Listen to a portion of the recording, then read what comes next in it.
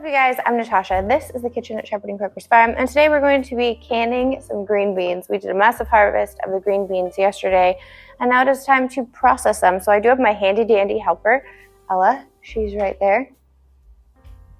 She is going to be helping me to trim up the green beans and get them ready.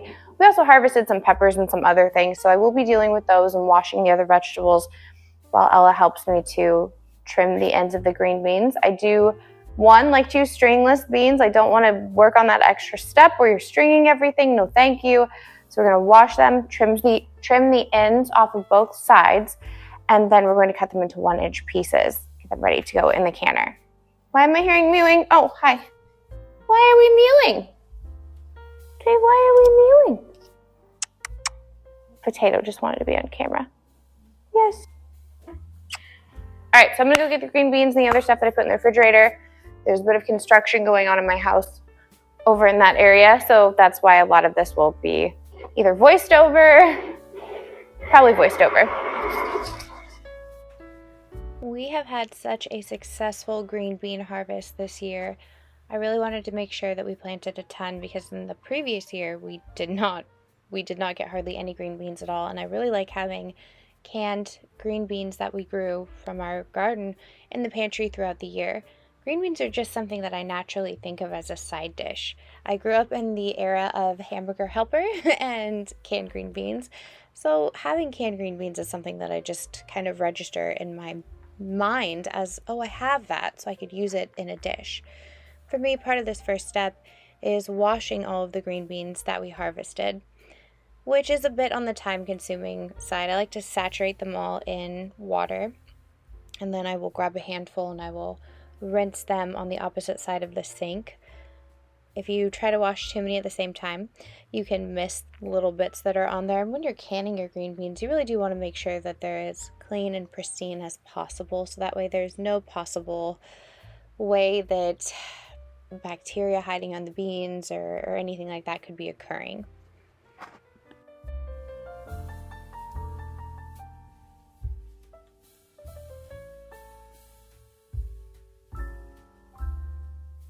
After these are all washed, I will go ahead and trim the ends off of both sides of the green beans.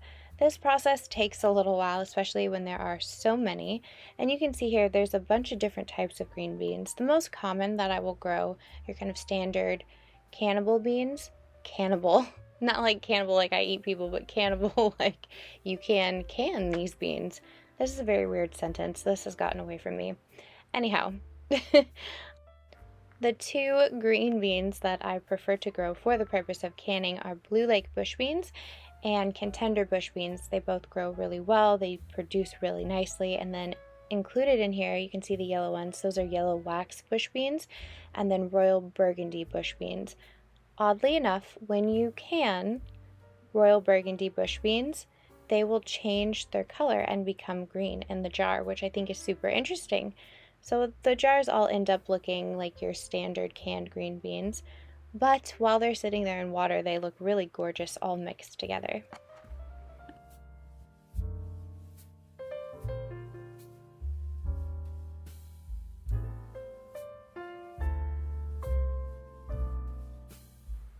Now, most of the time, I will stand on my feet pretty much all day, but when you do this day in and day out, you can get kind of tired. And every once in a while, I will move a chair around the other side of the island and sit and work.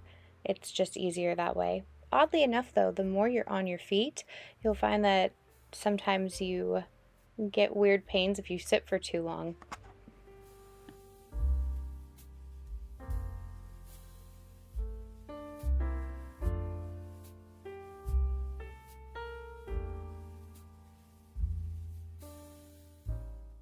So once these have been trimmed on both sides, I'm going to go ahead and I'm going to cut them into about 1-inch pieces, essentially.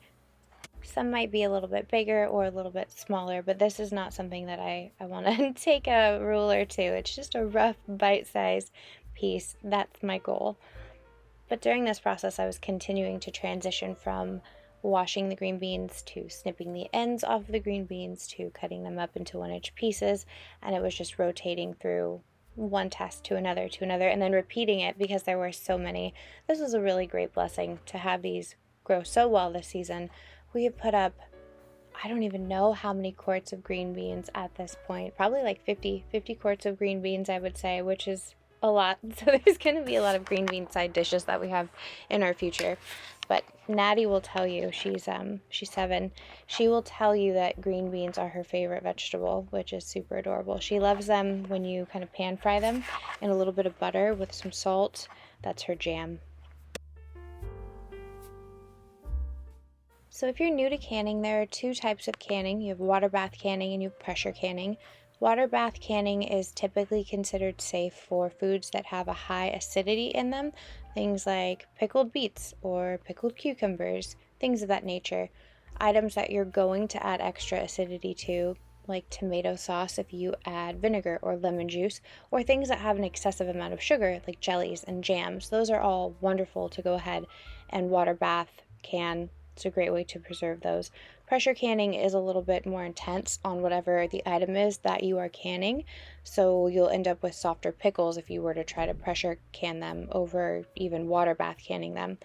Now, really quickly, what I'm doing here is I'm adding a very small amount of alum. Alum helps keep pickles and other items a little bit more crisp rather than that soggy texture that you can get. I can go ahead and link the alum that we have in our Amazon store. I don't use it all that often, but I don't like overly soggy green beans, and knowing that I'm going to pressure can these, I wanted to add a little bit. Try that out this year. It actually worked pretty well. You don't want to add too much though, or it will absolutely affect the flavor of whatever you are canning. Definitely stick to the recommended amounts that they tell you on the package. And then you do want to go ahead and kind of pat the bottoms of your jars. It helps the beans to fall slightly down, get more compacted in there, and you really want to put as many beans in these jars as you possibly can, because when they go through the process of canning, they're going to shrink, they're going to condense, and you're going to take them out of the canner and it's going to look like, why did I just can half a jar of water and half a jar of green beans? Why is this not full? It's just because they'll cook a little bit while they're in there, and then they'll condense down. So you want to pack them in there as tightly as you can. That way you have more in your jar than not. Now, some people will recommend to you that you blanch your green beans for about 3 minutes before you can them, because this can help retain the color of the green beans a little bit better. This is not something that I do, because those 3 minutes of extra cooking time are going to affect the crispiness to your beans. They're going to get even soggier. Every time you cook them, they're going to get more broken down. And I don't, quite frankly, mind if the color is super vibrant when it's in the jar. The idea is that it's going to be food for my family and I to eat. They don't have to have bright green beans, and neither do I. So this is not something that I do. If you want to, you're more than welcome to. 3 minutes, and they're good to go that way.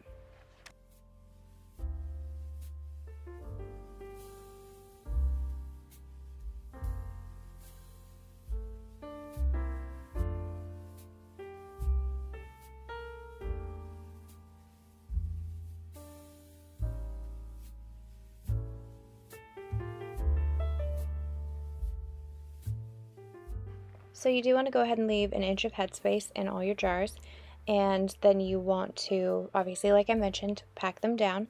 I do make an effort to use filtered water, and I'm pretty sure that's something that they recommend. I don't really remember at this point. I've been canning for so long that all of the little recommendations have kind of fallen out of my head, and it's just this is the way that I do it now. But I'm pretty sure you're supposed to use filtered water, but we do use filtered water just to make sure that there's no contaminants or anything in there. And I'm sure you guys can tell that this video was actually filmed last month, because we have our spice rack over there in the corner that Seth is currently working on in this video completed now. It's done and it looks great. But for some reason for me, I can film things, and then I will have this folder in my hard drive, and I'll label things by the dates and what have you, and I will not edit things when I should. For example, we started working on the pool project, and I wanted to get that out there, and I try to make the garden tours weekly, so I'll prioritize the garden tours being done each week, and sometimes I'll have videos that I haven't edited from even a month ago, which it feels like a really long time. what a difference a month can make. So yeah, this video is a little bit older, but better now than never. At least it's out there. It's getting there. It's getting to you. You can see Ella's little hands in the corner. She's pouring filtered water into our green bean jar. Some people will recommend that you hot pack everything. So you put boiling water over your vegetables and then you put it into hot water in your canner. That's great for if you're water bath canning. But with a pressure canner, you have to kind of all bring it up to the same temperature at one time. So I don't worry about that. I have cold veggies that are going into a cold jar and I'm putting cold filtered water over it, and then I will fit as many jars as I can into my pressure canner. My specific pressure canner does require 3 quarts of water are added to it. I don't know if all other pressure canners are the same, but that's what mine requires. So every time I fill it up, I have to put in 3 quarts of water, and that water's going and that water is going to go in there cold. And then I'll put the lid on it, turn it all the way up on my stove as high as it can go, and bring it all up to a boil at the same time. So hot packing is not something I'm concerned with doing in this particular circumstance.